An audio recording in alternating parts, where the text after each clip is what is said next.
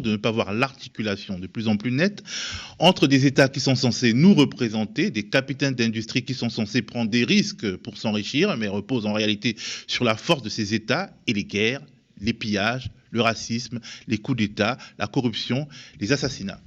L'énumération que je viens de faire, je l'ai tirée du bandeau de couverture d'un livre, ce livre, un grand et gros livre, L'Empire qui ne voulait pas mourir, une histoire de la France-Afrique. L'Empire qui ne voulait pas mourir, une histoire de la France-Afrique, c'est un livre à plusieurs auteurs, et j'ai avec moi sur le plateau 2 de ses co-auteurs, Hamzat Bouk. Je pense qu'on va retrouver un peu de ce qu'on a vu hier sur le reportage sur le Niger, hein, sur le Niger et la France, les relations entre ces deux pays.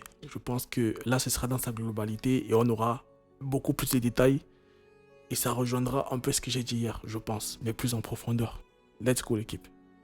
Yabara, historien, et Benoît Colomba, journaliste d'investigation en service à Radio France. Bonjour Benoît. Bonjour. Tu travailles pour une rédaction qui a été partie du consortium de journalistes qui a sorti les Pandora Papers. Avant de parler du sujet qui vous amène ici, c'est-à-dire votre livre, j'aimerais savoir quel regard tu portes sur la réception politique et médiatique de cette affaire Pandora Papers dans notre pays. C'est très révélateur. Vous avez utilisé tout à l'heure avec Paul Jorion le terme de système à propos des paradis fiscaux. Ce qu'on montre justement dans ce livre à propos de la France-Afrique, que c'est un système, la France-Afrique, qui a sans cesse su se renouveler, qui a changé de visage et qui existe toujours bel et bien, même si officiellement, ça commence à devenir une habitude. À chaque chef de l'État français, on enterre officiellement la France-Afrique. Or, elle est toujours là. Évidemment, c'est plus la même France-Afrique qu'à l'époque du général de Gaulle ou de Jacques Foccart, mais elle est bien là et elle a parfaitement su s'adapter à la mondialisation néolibérale et aux paradis fiscaux. Et disons, quelles sont les permanences qui te permettent de dire qu'elle existe toujours, alors que justement dans le commerce international, on voit de l'entrée dans ces anciennes colonies françaises d'autres pays, la Chine, la Corée du Sud, etc. Qu'est-ce qui permet de dire que ça continue la Russie. C'est une histoire longue en fait. Déjà, il suffit de voir les noms qui sortent à la faveur des Pandora Papers, où on retrouve effectivement les responsables du Congo-Brazzaville, du Sénégal, etc., ou des représentants français, des anciens ministres comme Dominique Strauss-Kahn, qui passent par des places offshore pour justement faire du commerce avec des dictateurs africains. Donc ça, c'est la première chose. Après, par rapport à la Chine, on voit bien, je parlais d'adaptation. C'est vrai que ça aussi, c'est un élément de langage qui est toujours mis en avant en disant aujourd'hui, la France-Afrique, ça n'existe plus, il y a la Chine-Afrique, il y a les Russes, etc. Bien sûr, il ne s'agit pas de nier qu'il y a d'autres puissances, d'autres pays qui sont aussi présents sur le continent africain. Sauf que ce qu'on montre dans le livre, c'est que quand j'expliquais que la France-Afrique, elle a parfaitement su s'adapter, il faut voir que peut-être qu'il y a eu une baisse des parts de marché, mais les chiffres d'affaires, ils ont augmenté pour les entreprises françaises en Afrique. Il y a un personnage emblématique, Vincent Bolloré, par exemple, qui symbolise complètement le visage de cette France-Afrique. Justement, Vincent Bolloré, c'est peut-être le lien qui nous permet de montrer aux Français que la France-Afrique, c'est pas si éloigné d'eux, parce que une des figures de cette France-Afrique, qui a accumulé de l'argent en Afrique, a acquis un empire médiatique, lequel a promu Éric Zemmour, qui surfe sur la xénophobie anti-africaine notamment, alors même qu'il est possible d'établir un lien entre la prédation néolibérale dans ces pays et les désirs d'immigration. C'est intéressant, Vincent Bolloré, par rapport à l'adaptation continuelle de la France-Afrique. C'est vrai qu'on connaît son parcours aujourd'hui. Il a dans les années 80, racheté un empire qui était l'empire Rivaux, qui était vraiment un empire colonial. À l'époque, il y avait même une banque, la banque Rivaux, qui était la banque du RPR, donc le parti de droite de l'époque. Puis aujourd'hui, il tient les ports africains. Et voilà, il a une holding, Bolloré Africa Logistique, qui fait un chiffre d'affaires entre 2 et 3 milliards. On documente dans le livre vraiment de quelle manière précise, en fait, les ports africains sont des usines à cash qui se transforment en dividendes pour le groupe Bolloré.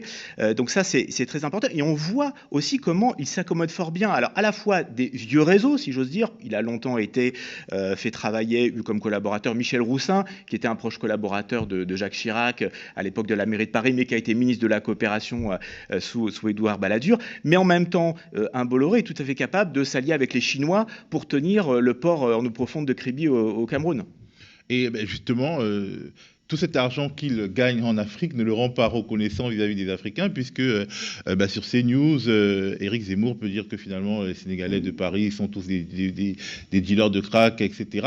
Est-ce qu'il n'y a pas quelque chose de profondément ambigu qui devrait faire s'interroger nos compatriotes sur finalement l'hypocrisie d'un certain discours conservateurs, prétendument isolationnistes, prétendument nationalistes, de personnes qui finalement se projettent à l'international pour gagner beaucoup d'argent? Oui, alors là, clairement, dans le cas de Vincent Bolloré, ça pose aussi la question de quelqu'un qui tient des médias et de nombreux médias. On voit même en ce moment la guerre de position pour contrôler de plus en plus de secteurs dans l'édition. Et donc, ça pose la question aussi de la liberté d'expression. On voit bien, justement, par rapport à la France-Afrique, que dans les médias contrôlés par Vincent Bolloré, la France-Afrique, elle n'occupe pas une place importante, c'est tout à fait clair. Et donc là aussi, on est vraiment dans cette adaptation continuelle de la France-Afrique. Nous, ce qu'on a voulu avec ce livre, c'est remettre de l'histoire longue dans le temps Ouais, très bien vous. Bonne soirée. présent, pour comprendre vraiment ce qui se passe en ce moment, parce que la France-Afrique, elle est là tous les jours dans l'actualité, à la lumière de ce qui s'est passé dans le passé. Alors, Hamzat Boukari Abara, tu es historien, et justement, avec toi, on va essayer de prendre un peu de recul historique et d'interroger les mots. Pourquoi dit-on au fond aujourd'hui France-Afrique? C'est un néologisme assez curieux pour ceux qui ne connaissent pas le dossier. Pourquoi on n'utilise pas les bons vieux mots impérialisme ou néocolonialisme? Est-ce qu'il y a quelque chose qui demeure dans ce mot de spécifique? Oui, je crois que ce mot, il est spécifique parce qu'il est lié vraiment à la particularité de l'histoire coloniale française. Donc on montre en fait comment l'idéologie coloniale, elle a nourri, du point de vue de l'universalisme français, une forme d'arrogance, une forme de domination, une forme de suprématie, et en même temps un arrimage très particulier entre la France et ses anciennes colonies et le continent africain de manière plus générale. Il y a aussi dans le thème de France-Afrique tout un lien assez particulier avec la notion de système, avec la notion de dispositif qu'on ne retrouve pas au niveau des autres néocolonialismes ou des autres impérialismes, et aussi cette idée que quelque part la France est une puissance africaine. Quel dispositif par exemple spécifique? Les dispositifs militaires, monétaires. Je n'interviens pas trop depuis tout à l'heure parce que tout simplement, pour l'instant, ils sont en train de dire ce que je disais dans la vidéo hier. Mais avec des mots un peu plus compliqués, mais sinon c'est exactement la même chose, ok? Donc voilà, let's go. Culturel, économique, la francophonie, le franc CFA, donc tout ce qui est aujourd'hui en train de ressortir du point de vue de l'amputation des souverainetés africaines et qui est lié également, je dirais, à la surface de puissance géopolitique de la France.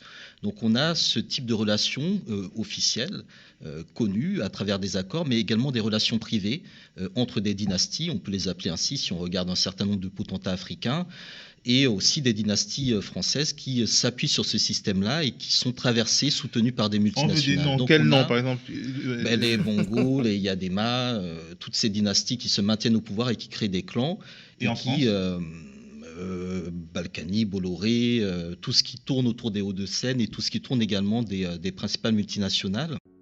D'ailleurs, on parle beaucoup de Bolloré, on ne parle pas de Balkany.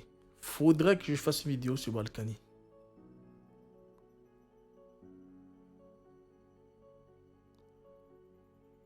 Continuons.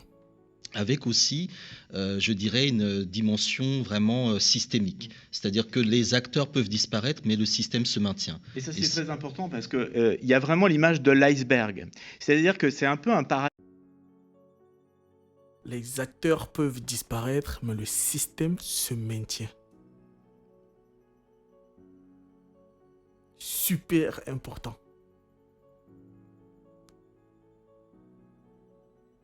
Le système se maintient.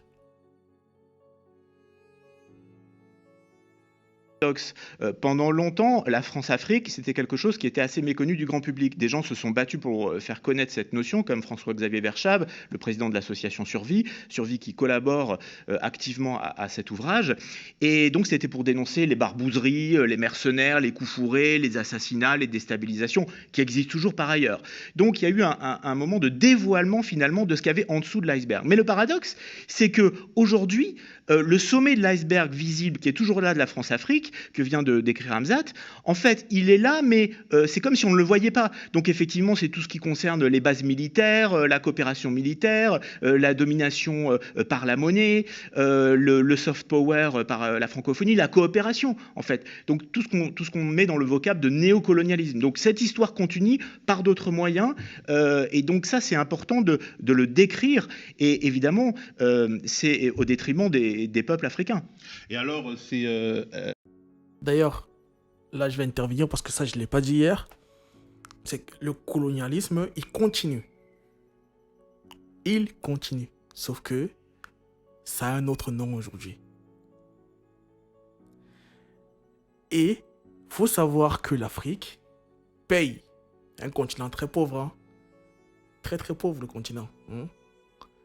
Ce continent qui peine à nourrir ses enfants paye à la France 400 milliards, pas de francs CFA, pas la monnaie africaine, mais d'euros, 400 milliards d'euros par an à la France, via le franc CFA, la monnaie française, enfin détenue par la France, que la France impose aux pays africains d'utiliser. Il y a un président qui a voulu arrêter ça, parce que il trouvait que c'était toujours de la colonisation et qu'il n'y avait du coup pas d'indépendance, contrairement à ce qu'on nous fait croire. Et il a dit il a mis un projet, il a commencé à construire un projet pour arrêter ça. Parce que c'est ça qui appauvrissait encore plus l'Afrique. Et ce président, bizarrement, s'est fait assassiner. Il s'appelait Mohamed Kadhafi. Kadhafi, ex-président libyen, qui s'est fait assassiner. On a fait croire au monde entier que c'était un dictateur. Un président qui faisait que sa population ne payait pas le loyer, pas d'électricité. Il n'y avait presque pas de chômage. À partir du moment où tu commençais à... Quand tu avais un certain âge, on t'offrait une maison gratuitement. On t'offrait une maison en Libye. Le courant gratuit, les impôts, walou. Tu payais presque rien. Tu avais presque tout. Ce président a voulu que cette monnaie-là s'arrête, que ce colonialisme moderne s'arrête. Sarkozy, vu que c'est les intérêts de la France, ils ont créé une machination où ils ont créé une histoire où ils l'ont exposé au monde entier en disant que c'était une sorte de terroriste, c'était un dictateur, c'était un mec qui tuait ceci, cela, que son peuple ne voulait plus de lui. Ils l'ont assassiné. Ils ont fait croire que c'est la population qui l'a assassiné, qui l'a tué, ceci, cela. Aujourd'hui, la Libye, c'est un désastre. C'est le chaos total. Quand je dis total, c'est vraiment total. Une pauvreté, une misère, une guerre. L'équipe, soyez au courant de ce qui se passe réellement dans le monde entier. Je sais qu'on est français et qu'on ne veut pas entendre certains trucs parce que ça dérange, ça fait mal. Mais quand c'est réel, l'équipe. Quand c'est réel, c'est réel. Let's go. Transpartisan, la France-Afrique, c'est-à-dire gauche-droite, par exemple, là, bon, gauche, on se comprend. Dominique Strauss-Kahn, il sera donc l'objet d'un documentaire de Cache Investigation, que nous appelons, tout le monde à regarder s'ils le peuvent, sur France 2, on fait de la pub pour le service public. C'est transpartisan quelque part. C'est absolument transpartisan, ça va vraiment de la gauche à la droite, avec évidemment quelques résistances internes, et c'est aussi un point qu'on analyse, c'est-à-dire la manière dont, quelque part, la résistance à la France-Afrique s'est aussi produite depuis le cœur de la France-Afrique, depuis le cœur du système, et comment ce système construit aussi quelque part sa propre résistance. Si on suit aussi des trajectoires qui ont été retournées, celle d'Houphouët-Boigny, qui est très importante dans la mise en place du dispositif. Dans la Côte d'Ivoire. Exactement, de François Mitterrand. Donc on analyse un peu la manière dont Houphouët-Boigny a été retourné par Mitterrand et par Pleven. On montre en fait certain nombre de racines néocoloniales autour notamment du rôle des élites africaines qui sont pour beaucoup inféodées aussi aux partis politiques français. On pourrait citer le cas d'Alpha Condé récemment, dont on a ressorti un peu le passé à gauche et les liens avec Bernard Kouchner. Donc tous ces éléments-là montrent effectivement que la France-Afrique est une famille qui dépasse les clivages traditionnels. Ça, c'est très peu connu, c'est presque une révélation du livre, évidemment c'était connu de certains initiés. François Mitterrand est plus l'inventeur de la France-Afrique qu'un De Gaulle ou d'un Jacques Foccart, qui était le monsieur Afrique du gaullisme, du pompidolisme, parce qu'en fait, en tant que ministre des Affaires Outre-mer, dès les années 50, il a été vraiment le promoteur de ce système. Alors, l'Empire qui ne veut pas mourir, c'est le titre de votre livre. Et justement, ça peut choquer, parce que les gens peuvent se dire, bon, enfin, la France n'est pas un empire, les États-Unis sont un empire, la Russie a été un empire, mais pourquoi traiter la France, qui est un pays de 60 millions d'habitants, d'empire? N'y a-t-il pas un désir de... Absolument pas. La France a toujours des colonies. On parle de la Polynésie française. On peut parler également de la Caraïbe, de Mayotte. Ce sont des points qui sont évoqués dans l'ouvrage. La question des îles éparses, tout cela montre que la France, à travers son empire maritime, est encore une puissance coloniale aujourd'hui. C'est le dernier empire qui ne veut pas mourir et dont on voit dans l'actualité, à travers la présence de la politique africaine dans l'actualité française, que c'est un pays qui est beaucoup plus lié à cet héritage colonial, à cette actualité coloniale. Moi, j'ai l'impression qu'elle n'est pas présente, l'actualité africaine. C'est le dernier empire qui ne veut pas mourir. Ça résume très bien ce qui se passe. Quand le Mali a demandé à l'armée française de quitter le territoire, ils ont tout fait pour pas quitter le territoire. Toi, tu viens vivre chez moi. Je t'ai dit, frérot, merci pour ce que tu as fait. Ok, on n'a pas vu de résultats. Ça fait plus de 20 ans que tu es là, il n'y a pas de résultats. Bon, merci d'avoir essayé, mais au revoir, s'il te plaît. Le mec persiste pour rester chez toi. Il te dit non, il faut que je reste, parce que si je pars, ça va s'aggraver. Si je pars, ça va être ouf. Mais tu es là, ça s'est aggravé quand même. Donc, voilà la différence. Donc maintenant, on a compté sur toi pendant 20 ans. Aujourd'hui, on veut, nous, se démerder. Parce que la solution avec toi n'a pas marché. On va essayer autre chose. Mais non, on ne peut pas partir. On est obligé de rester. Mais tu es chez moi. Pourquoi tu es obligé de rester chez moi? Mais non, c'est compliqué. Tu ne peux pas comprendre. Il faut comprendre que nous, on est là pour votre bien. Mais de quel bien tu parles? Depuis que vous êtes là, qu'est-ce que vous avez fait? Mais vous allez comprendre plus tard. Non, il faut que vous partiez. On ne veut pas, point final. Bizarrement, nous qui sommes là-bas depuis plus de 20 ans, qui sommes là pour chercher un terroriste, enfin des terroristes, après que la décision finale a été prise, que l'armée française va quand même quitter le territoire, bizarrement, une semaine et demie après, ils ont pu attraper le terroriste en question. Le chef des djihad, ils ont pu l'attraper. Ils sont là depuis 20 ans, ils n'ont jamais pu. Une semaine après qu'on leur annonce leur départ et qu'on leur dise que vous ne servez à rien, là, bizarrement, ils l'ont attrapé, ils l'ont tué. Waouh! Quelle coïncidence et quelle puissance! Waouh! Est-ce que vous voyez comment on nous prend pour des... Et là où le Mali a été fort, c'est que malgré ça, enfin, ils ont compris le jeu. Hein, ils pensent qu'ils avaient déjà compris au départ, c'est pour ça qu'ils ont demandé de partir. Malgré ça, le Mali a quand même dit, c'est pas grave, merci de l'avoir trouvé finalement. Et ciao quand même, on va continuer à se débrouiller tout seul. Jusque-là, ils disent encore non, on veut rester. Mais si on te demande de partir et que tu insistes autant, finalement, est-ce que tu es là pour la personne chez qui tu vis ou bien tu es là pour tes intérêts à toi au final? On comprend très vite. Hein? Continuons l'équipe. Let's go. N'hésitez pas à me dire si vous n'êtes pas d'accord avec moi. N'hésitez pas dans les commentaires l'équipe. Ok?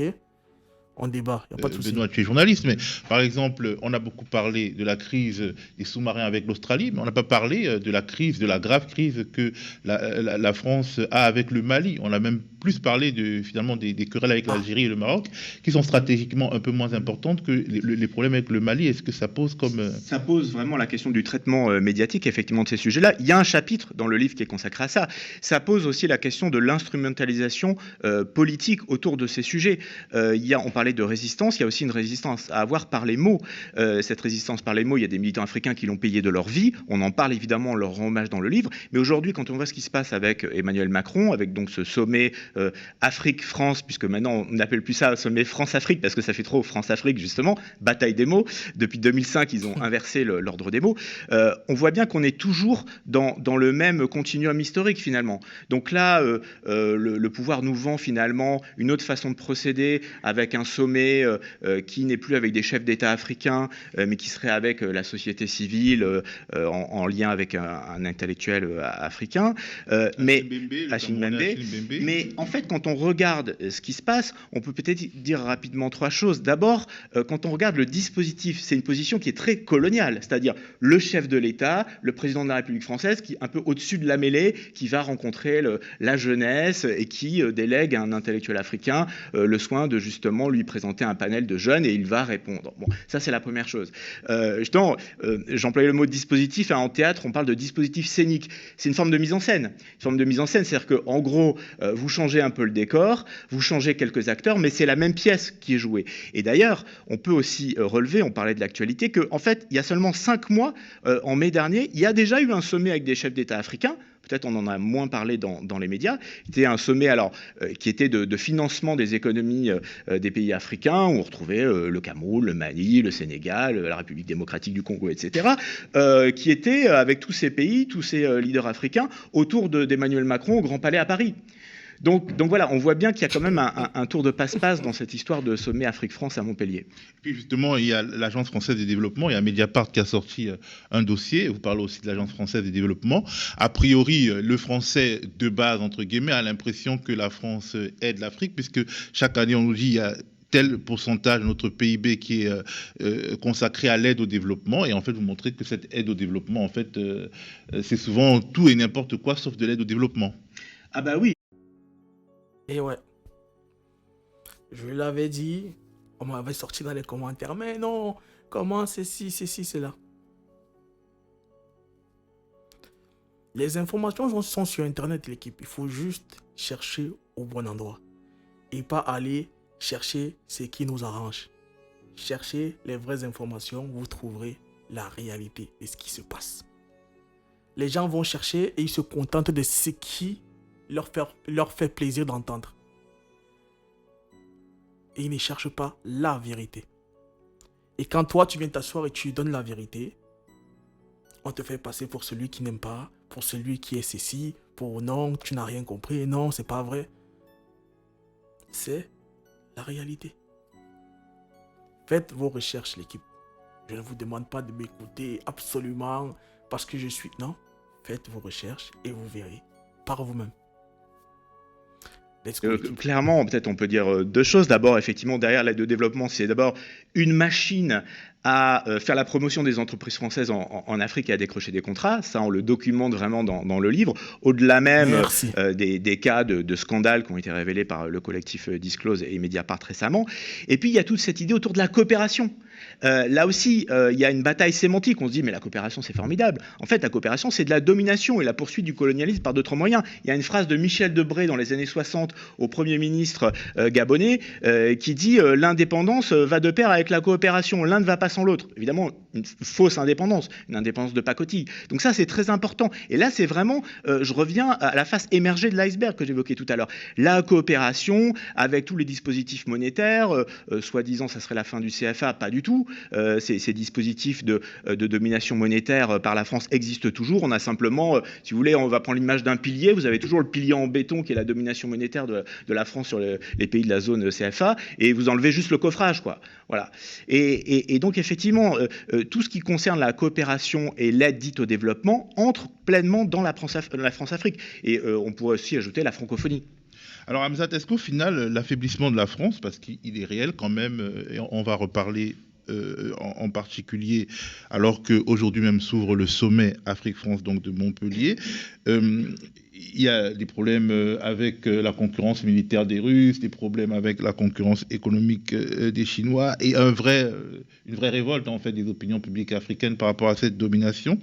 Mais on a l'impression que l'alternative panafricaine, c'est-à-dire la gestion du destin de l'Afrique par les Africains eux-mêmes, n'est pas aussi forte qu'on pourrait l'attendre. Est-ce qu'il y a finalement l'Afrique africaine qui pourrait se substituer à la France-Afrique? Est-ce qu'elle est prête à se saisir du démantèlement éventuel du dispositif pour s'imposer, ou alors à précipiter ce démantèlement?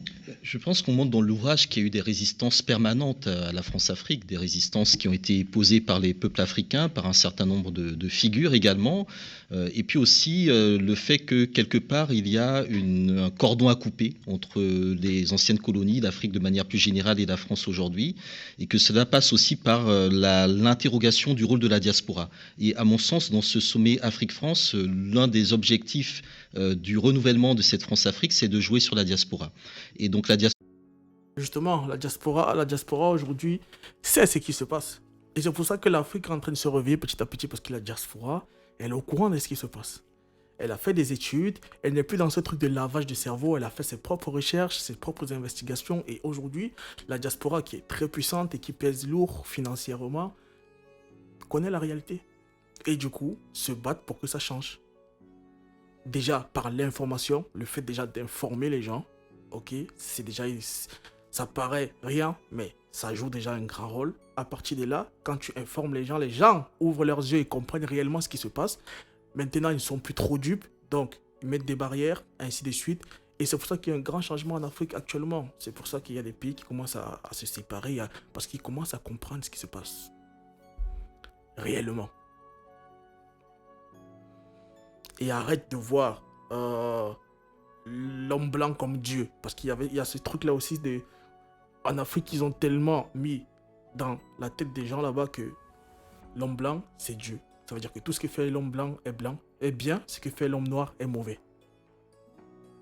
C'est pour ça que vous voyez quand Emmanuel Macron arrive en Afrique, il est acclamé, il est accueilli comme, laisse tomber, comme une superstar. Mais c'est fou. Alors que quand les présidents africains viennent en France, c'est même pas le président lui-même qui les reçoit. C'est même pas lui-même qui les reçoit. Mais lui, quand il arrive là-bas, laisse tomber.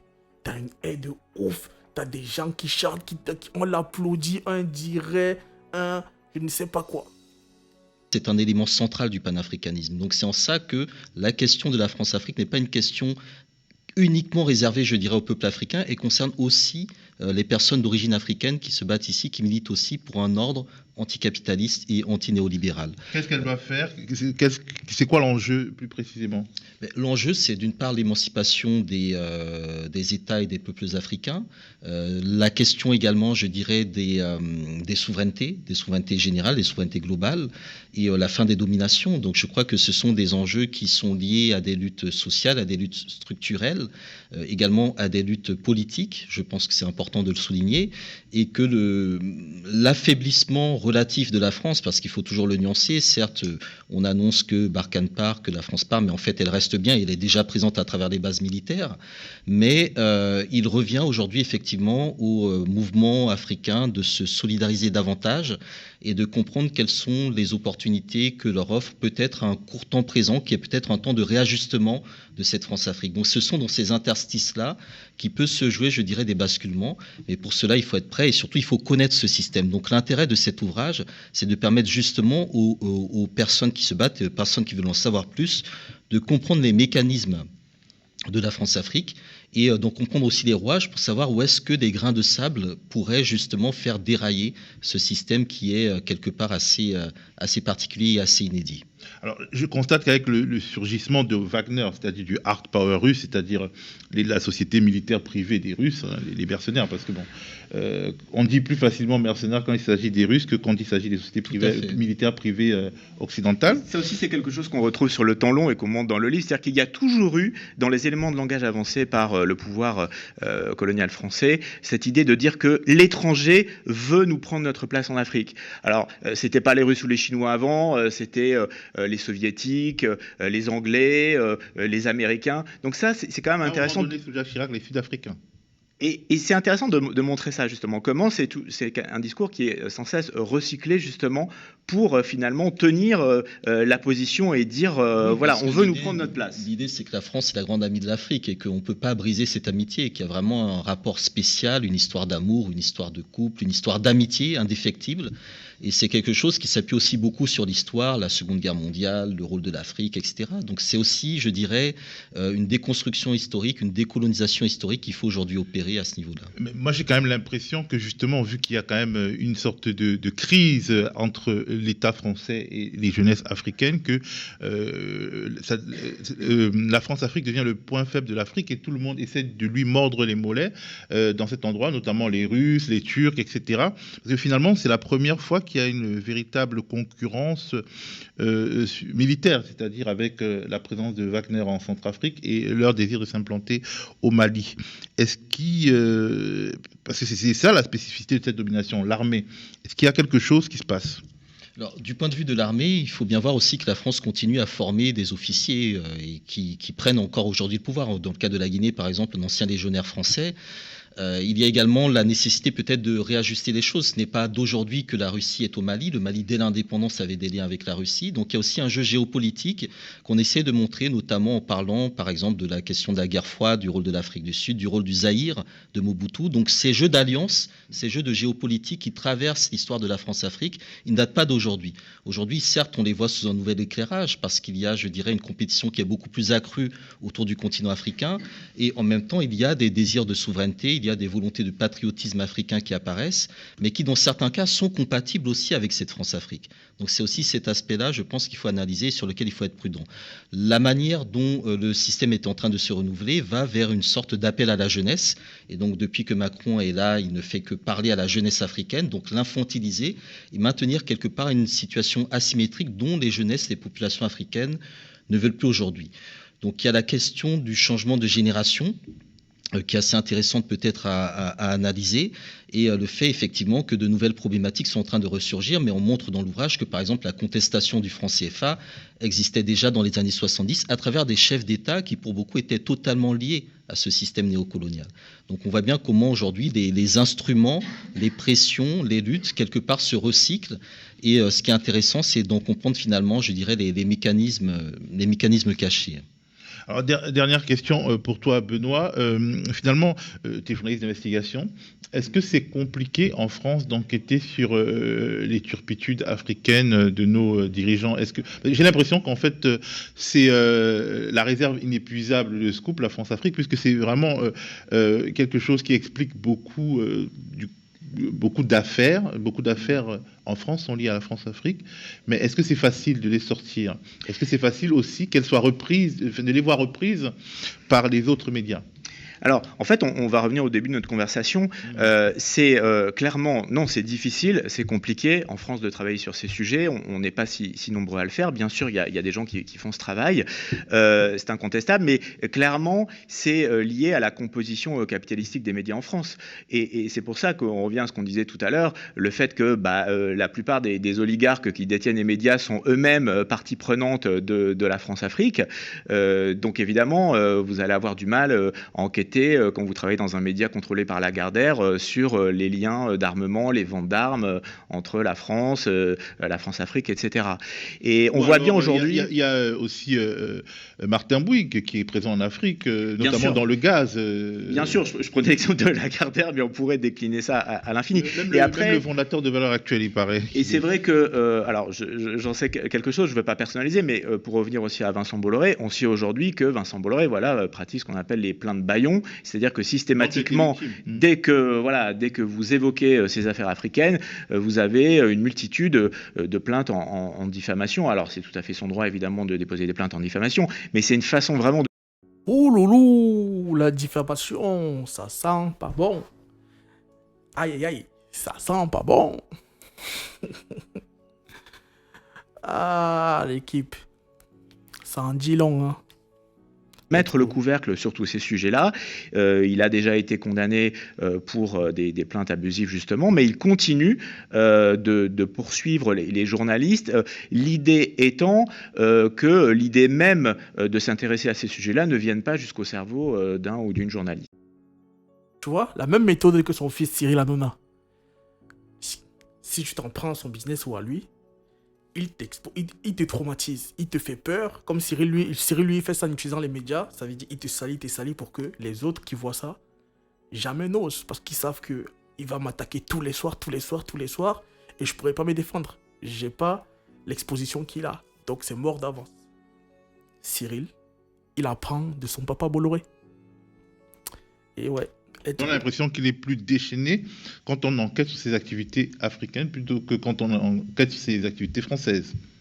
Oui, mais en fait, et peut-être pour finir, derrière tout ça, il y a quand même aussi l'idée, je voudrais insister sur le fait qu'au-delà du travail des journalistes, la France-Afrique, c'est un sujet qui doit concerner tous les citoyens, c'est-à-dire pas uniquement les journalistes qui essaient de faire leur travail parce que ce sont des sujets d'intérêt général, mais par exemple, si on pense à ce qui s'est passé au Rwanda avec le génocide des Tutsis, là encore, on a vu qu'il y avait une commission avec des historiens qui avaient été mis en place, etc.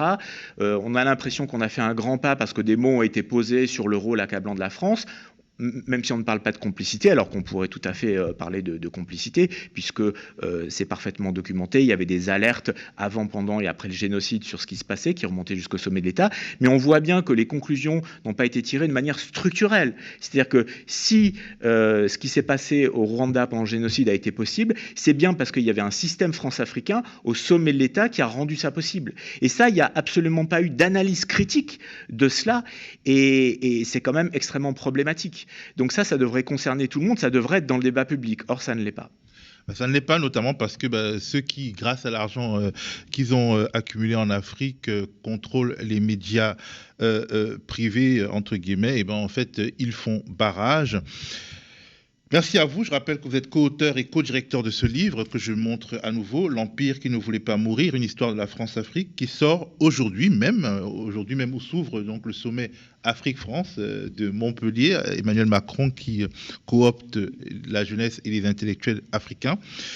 Alors ce livre, il éclaire notre histoire et notre actualité à plusieurs titres.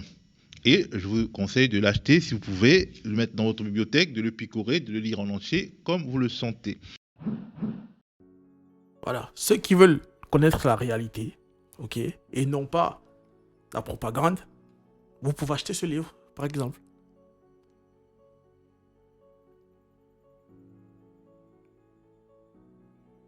Vous voyez bien que ces journalistes-là, ils ne travaillent pas pour les médias en question. Donc, ils ne sont pas bâillonnés. Ils peuvent s'exprimer librement. C'est quelques rares journalistes français qui peut faire ça. Moi, mes recherches, généralement, je ne les fais pas en France. Je n'écoute pas les journalistes français ou les médias trucs. Généralement, c'est dans des pays étrangers qui n'ont rien à voir avec la France ou les États-Unis, bref, qui ne sont pas liés avec ces pays-là. C'est là-bas que je vais me documenter pour avoir la vérité et non pas la propagande. Donc, vous, par exemple, vous pouvez acheter ce livre pour tout savoir dans les détails. Allez, l'équipe, si vous n'êtes pas d'accord avec moi sur quoi que ce soit, n'hésitez pas à le dire dans les commentaires. Si vous êtes d'accord avec moi aussi, ok? Donnez-moi votre avis sur tout ça dans les commentaires, l'équipe. Let's go! Ouh!